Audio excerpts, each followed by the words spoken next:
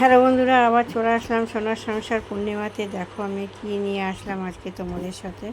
যেহেতু বৃষ্টি পড়ছে, বৃষ্টির দিনে টিফিনে বানালাম আজকে খিচুড়ি, আলু ভাজা, পাঁপড় ভাজা। এই হলো আজকের টিফিন খাওয়ার পরে আমি চান সেরে চলে গেলাম পুজো দিতে। যেহেতু পুজো দিতে অনেকটাই দেরি হবে, ওই জন্য পুজো দিতে চলে গেলাম। আর তোমাদের দাদাভাই খাচ্ছে। দেখো দেখো চান সেরে পুজো দিতে চলে গেলাম। দেখো এক এক করে আমি সব ঠাকুরগুলোই সাজিয়ে ফেললাম। তোমরা সবাই জানো কে কোথায় আছে আমার ঠাকুর, নতুন করে আর বলার দরকার নেই। আর যেহেতু আজকে রাখি পূর্ণিমা পড়েছে, তাই দেখো সব ঠাকুরগুলো এইভাবে আমি সাজিয়ে নিয়েছি। আর তোমরা কেমন আছো? আশা করি ভালো আছো। তোমাদের ভালোবাসায় আমিও ভালো আছি। আর আমার ঠাকুর তোমাদের কেমন লাগছে অবশ্যই কমেন্টে একটু বলবে।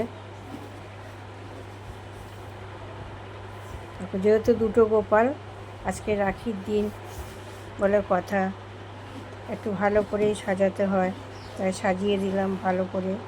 ঠাকুর যা চাইবে তাই হবে।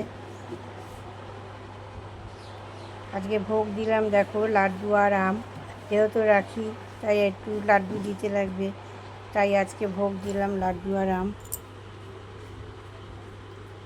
পুজো শেষে চলে গেলাম আমি রান্নাতে। দেখো কি রান্না করলাম, গরম গরম ভাত। আর এখানে কালকের কচু বাটা ছিল, মান কচু বাটা। আর আজকে করেছি রুই মাছের ঝোল, সর্ষে পোস্ত দিয়ে ঝাল করেছি।